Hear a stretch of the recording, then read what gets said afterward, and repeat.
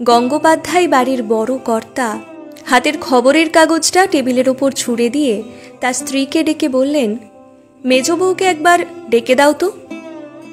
এক গলা ঘুমটা দিয়ে ভাসুর ঠাকুরের সামনে এসে দাঁড়ালেন কাদম্বিনী। ডেকেছেন দাদা?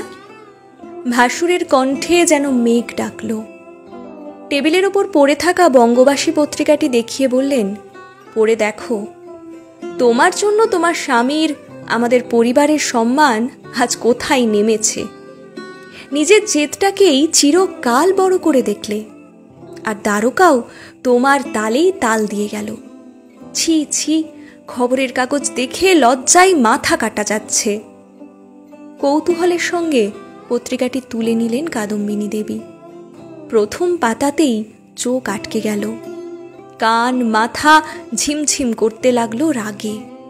কি নির্লজ্জ আক্রমণ, কি কুৎসিত কার্টুন! দ্বারকানাথ রূপী একটি ভেড়া, তাকে দড়ি বেঁধে ঘোরাচ্ছেন কাদম্বিনী। তার পাশে রসিয়ে রসিয়ে প্রকাশ করা হয়েছে তার খবর। রাত বিরেতে কলে যাওয়ার জন্য তুলনা করা হয়েছে বারবনিতার সঙ্গে।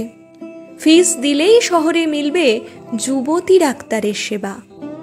কি নির্লজ্জ ইঙ্গিত! রাগে অভিমানে চোখে জল এলো তার। একটা মেয়ে স্বাধীনভাবে বাঁচবে, ঘর সংসার সামলে পড়াশোনা করবে, তাতে সমাজের এত জ্বালা কিসের? তার স্বামী এতে সমর্থন দিয়েছে বলে এত কুরুচিকর আক্রমণ। আর বাইরে কাকে কি বলবেন? তার ভাসুর, তার শ্বশুরবাড়ির সকলেই তো অমনটাই ভাবেন। তবে স্বামী পেয়েছেন ভাগ্য করে। নারী উন্নতির ফাঁকা বলি না, মন থেকে বিশ্বাস করেন নারীদের শিক্ষা, নারীদের স্বাবলম্বী হওয়ার প্রয়োজনীয়তা। নিজের স্ত্রীর পাশে সর্বান্তকরণে দাঁড়িয়েছেন সব সময়। দোষ কি কাদম্বিনীর? 1883 খ্রিস্টাব্দে কলকাতা বিশ্ববিদ্যালয় থেকে প্রথম মহিলা স্নাতকের ডিগ্রি লাভ করার পর তিনি চেয়েছিলেন ডাক্তারি পড়তে। বাধা এসেছিল পদে পদে। প্রথমে সমাজ, প্রতিবেশী, আত্মীয় সকলে চমকে উঠেছিল। সে কি, মেয়ে পড়বে ডাক্তারি? সব ছেলেদের মাঝে একা শরীর নিয়ে শিক্ষা, ইজ্জত থাকবে সেখানে? সমাজ কি বলবে? চারিদিকে নেতিবাচক কথার মাঝে সায় দিলেন বাবা, তুই ডাক্তারি পড়, সমাজের ফালতু কথাই কান দিস না। মহিলা ডাক্তার খুব দরকার এই পোড়া দেশের। এরা ধর্ম ধরে বসে থেকে বাড়ির মেয়েদের পুরুষ ডাক্তার দেখাবে না, আবার মেয়েদেরও ডাক্তার হতে দেবে না। মাঝখান থেকে মরবে ঘরের মেয়েগুলো। ডাক্তারি পড়ার সময়ও নানা অসুবিধা। ছাত্রদের থেকে তার প্রতি আগ্রহ যেমন ছিল, টিপ্পনিও ভেসে আসতো সময় সময়। সে যেন অন্য গ্রহের জীব। সে প্র্যাকটিক্যাল ক্লাস কিভাবে করবে, স্টুডেন্টরা পরস্পরের শরীর চেক আপ করে। কাদম্বিনীর ক্ষেত্রে কি হবে? সেই সময় এগিয়ে এলেন এক শিক্ষক, দাড়ি গোপওয়ালা, ঋষিতুল্য চেহারা। তিনি বললেন, এইসব নিয়ে ভেবো না, আমি ব্যবস্থা করে দেব। যে কোনো প্রয়োজনে এগিয়ে আসতেন তিনি, উৎসাহ দিতেন। কখন যেন কাদম্বিনীর লড়াইয়ে শরিক হয়ে গেলেন সেই শিক্ষক। ভরসা পরিণত হলো প্রণয়ে। সেই থেকে লড়াইয়ের সঙ্গীকে জীবনের সঙ্গী করে নিলেন কাদম্বিনী।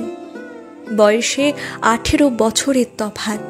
বিপত্নিক, কিছুই বাধা হলো না। ব্রাহ্ম সমাজের নেতা, সমাজ সংস্কারক এই লোকটির মধ্যে কাদম্বিনী খুঁজে পেলেন এক প্রকৃত মানুষকে। তার উৎসাহ এবং চেষ্টাতেই কাদম্বিনী পেলেন প্রথম ভারতীয় মহিলা হিসেবে ইউরোপীয় চিকিৎসা শাস্ত্রের ডিগ্রি। সেই উদার, মানবতাবাদী, সমাজ সংস্কারক মানুষটির নামে এমন কুৎসা! শিক্ষা দিতে হবে বঙ্গবাসী পত্রিকার সম্পাদক মহেশ পালকে। আদালতে যাওয়ার সিদ্ধান্ত নিলেন তিনি। দ্বারকানাথ বললেন, ছেড়ে দাও, কি দরকার এইসবের? কিন্তু কর্তব্যে অটল কাদম্বিনী বললেন, না, এই লড়াই আমার নিজের জন্য নয়। বাংলার ঘরে ঘরে যেসব মেয়েরা শিক্ষার জন্য গুমড়ে মরছে, সমাজের ভয়ে এগোতে পারছে না, এই লড়াই তাদের জন্য, যাতে শিক্ষার জন্য এগিয়ে আসা নারীদের কেউ কলঙ্ক লাগাতে না পারে। এ লড়াই তার জন্য লড়লেন তিনি। মহেশ পালকে 100 টাকা জরিমানা এবং 6 মাসের কারাবাসের ব্যবস্থা করে তবে থামলেন। আইনের লড়াই জিতলেও সমাজের লড়াইয়ে জয়ী হওয়া অত সহজ ছিল না। রক্ষণশীল সমাজ রীতিমতো ঘৃণার চোখে দেখত তাকে। এমনই এক পরিবার ছিল কলকাতার রায় চৌধুরী পরিবার। গৃহকর্তা মনে করতেন মেয়েদের স্থান অন্দরমহলে, আধুনিক শিক্ষা বিগড়ে দেয় মেয়েদের। সেই পরিবারের আদরের কন্যা সন্তান সম্ভবা মেয়েকে নিজের কাছে আনিয়ে রাখলেন। একদিন রাত্রে প্রসব বেদনা উঠল। ধাইমা বলা ছিল, কিন্তু পরিস্থিতি জটিল হয়ে উঠল। মেয়ে তখন যন্ত্রণায় কাতরাচ্ছে। পরিবারের চিকিৎসকের ডাক পড়ল। তিনি পর্দার বাইরে থেকে শুনে শুনে নিদান দিতে শুরু করলেন। ধাই সুবিধা করতে পারলেন না। আস্তে আস্তে এলিয়ে পড়তে লাগলেন সুলতা। ডাক্তার সেন কর্তাকে ডেকে বললেন, এইভাবে চিকিৎসা সম্ভব না। যদি পুরুষ ডাক্তার দিয়ে না চিকিৎসা করান, কাদম্বিনী গাঙ্গুলিকে কল দিন। সম্প্রতি লন্ডন থেকে বিরাট ডিগ্রি নিয়ে ফিরেছেন। একটু ইতস্তত করে কর্তা বললেন, এই রাত্রে তিনি আসবেন? সমাজ কি বলবে তাকে? ঝংকার দিয়ে উঠলেন ডাক্তার সেন, সমাজ বলতে তো আপনাদের মতো গোড়া লোকেরা। আধুনিক পৃথিবীতে তাদের মতামতের কোনো দাম শিক্ষিতদের কাছে নেই। আপনারা এবার মুখ বন্ধ রাখুন। মেয়েটাকে বাঁচান আগে।